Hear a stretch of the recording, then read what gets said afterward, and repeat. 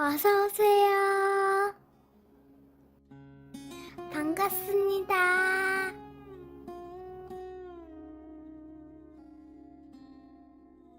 안녕하세요. 저는 40대 초반 남자입니다. 작은 사업을 하고 있고 아직 미혼입니다.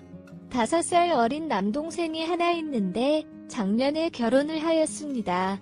그래서 그런지 저희 부모님의 결혼 잔소리가 최근에 조금 잠잠해졌습니다. 아무튼 동생은 제 회사에서 일을 하고 있습니다. 그래서 신혼집이 제가 살고 있는 집 근처입니다. 재수씨도 직장을 다니고 있었지만 결혼을 하면서 빨리 아기를 가지고 싶다며 퇴사한 것으로 알고 있었습니다. 몇 주 전에 회사에서 일을 하고 있는데 재수씨한테 연락이 왔습니다. 남편 몰래 개인적으로 할 이야기 있다며 조용히 만났으면 좋겠다는 하는 것이었습니다. 동생과 다투거나 고민이 있는 것 같아서 만난 음식을 살 테니 먹고 싶은 메뉴를 결정해서 약속 장소를 정하라고 하였고 그렇게 만났습니다. 식사도 맛있게 하고 일상적인 이런저런 이야기도 하였습니다. 너무 일상적인 이야기들 뿐이어서 할 이야기가 뭐냐고 제가 물었더니 한참을 주저하다가 돈을 좀 빌려주면 안 되냐고 하는 것이었습니다.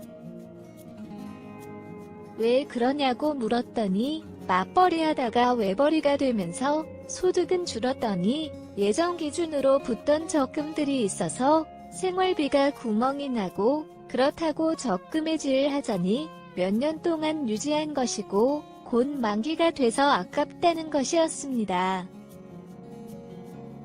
너무나 이해가 되고 적금이 만기되면 갚는다고 해서 별다른 의심 없이 빌려주었습니다. 그 후로도 동일한 이유로 매달 빌려갔고 어느 날 은행 계좌를 정리하다 보니 제일 처음 빌려준 이후로 10개월이라는 시간이 지났습니다. 적금 타면 갚는다고 했으니 언제 갚을 거냐고 재수씨에게 묻는 것이 너무 닥달하는 것 같고 아주버님으로서 너무 속 좁아 보이는 것 같아서 그냥 넘어갔습니다. 그래도 조만간 탄다던 적금이었는데 거의 1년이 다 되어가는데 매달 빌려가기만 하고 언제 갚겠다고 말이 없으니 조금 신경이 쓰이기 시작했습니다. 게다가 금액도 적지 않았습니다. 매달 400만원씩 빌려갔고 현재까지 4천만원이 넘는 큰돈이었습니다. 그때쯤에 어머니 생신이어서 다같이 식사를 하였습니다. 그러면서 용돈 및 선물을 드렸는데 동생네가 가져온 선물이 조금 과한 것 같았습니다. 그래서 제가 요즘 맞벌이 하다가 외벌이 하면서 힘들다면서 좋은 선물 해드리는 것도 좋지만 너무 무리는 하지 말라고 하였습니다. 그랬더니 동생은 전혀 안 힘들다면서 그전보다 저축은 줄은 것은 사실이지만 형이 월급을 올려준 것도 있고 아직 애도 없어서 괜찮다는 것이었습니다. 재수씨는 고개를 숙인 채 아무 말도 못하고 있었고 저도 상황이 상황인지라 더 이상 별말을 하지 않고 그날은 그냥 넘어갔습니다. 다음날 재수씨에게서 연락이 왔고 제 집으로 찾아왔습니다.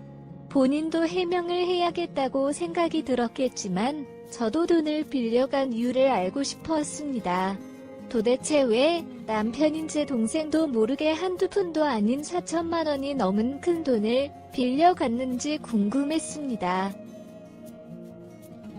일을 다니다가 집에 혼자 있으니 심심했고 동네 맘카페에서 또래 친구들을 만났고 심심풀이로 전 100원 고스톱을 쳤는데 돈을 땄고 잃었고 등등 말을 하는데 결론은 도박을 해서 돈을 많이 잃었다는 것이었습니다.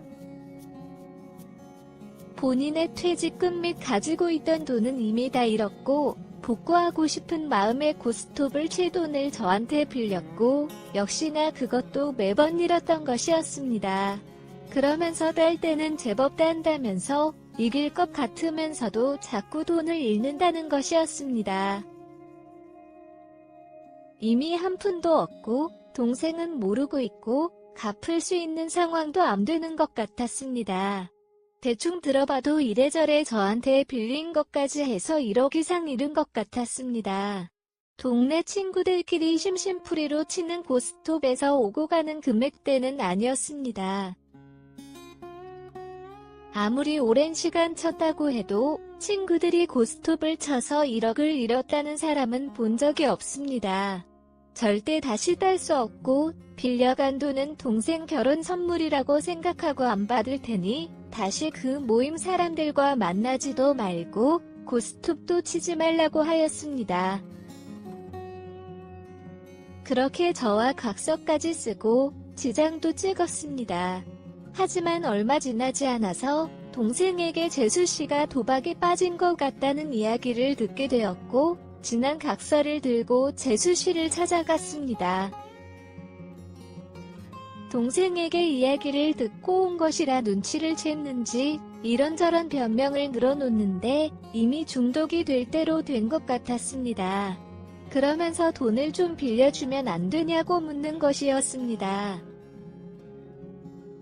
지난번도 안 갚았는데 어떻게 더 빌려주냐고 하였더니 안 갚아도 된다고 하지 않았냐고 역으로 저한테 묻는 것이었습니다.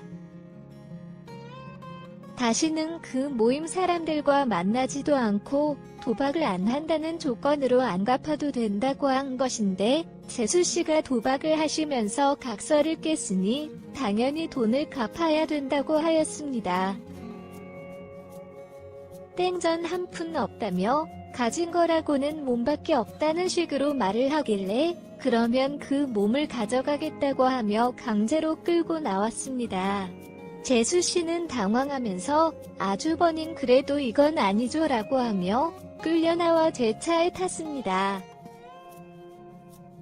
그리고 운전을 하고 있는데 계속 그냥 다시 돌아가자고 하는 것이었습니다. 몸으로 때울 수 있게 해드릴 테니 최선을 다해서 몸으로 해결하라고 하였습니다.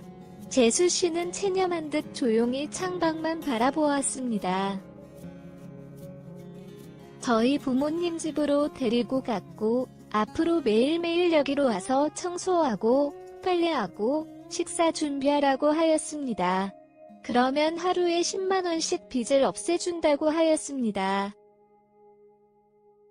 그리고 대충대충 하거나 다 빚을 갚기 전에 그만두면 4천만원 빚을 다시 원상복구된다고 하였습니다. 단, 임신을 하면 집안일로 갚은 기간을 유예해준다고 하였습니다. 재수씨는 어이가 없다며 싫다고 하였고 그러면 회사 식당 아줌마로 들어와서 일을 하고 월급을 받아서 갚으라고 하였습니다. 아니면 알아서 일을 구해서 갚으라고 하였습니다. 제 동생에게 이야기하겠다고 하자 이미 동생과 다 합의를 하고 내린 결론이니 마음대로 하라고 하였습니다. 재수씨는 동생에게 전화를 걸었지만 동생은 형한테 빌린 돈 다 안 갚고 도박도 못 끊으면 이혼할 수밖에 없다며 전화를 끊어버렸습니다. 결국 다음 주부터 재수씨는 매일 부모님 집으로 출근해서 청소 및 빨래를 하고 새끼 식사를 다 준비해드리고 나서야 퇴근을 하였습니다. 그리고 현재 동생한테 들은 바로는 경제권을 압수하는 등 나름 정리를 하였고 도박도 아직까지는 잘 참고 있는 것 같다고 하였습니다.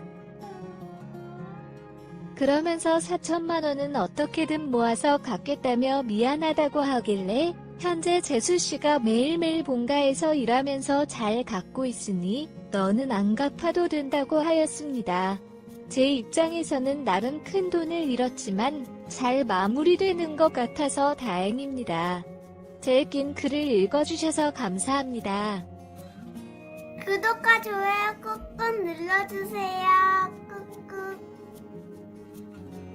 알림 설정도 꾹꾹 눌러주세요.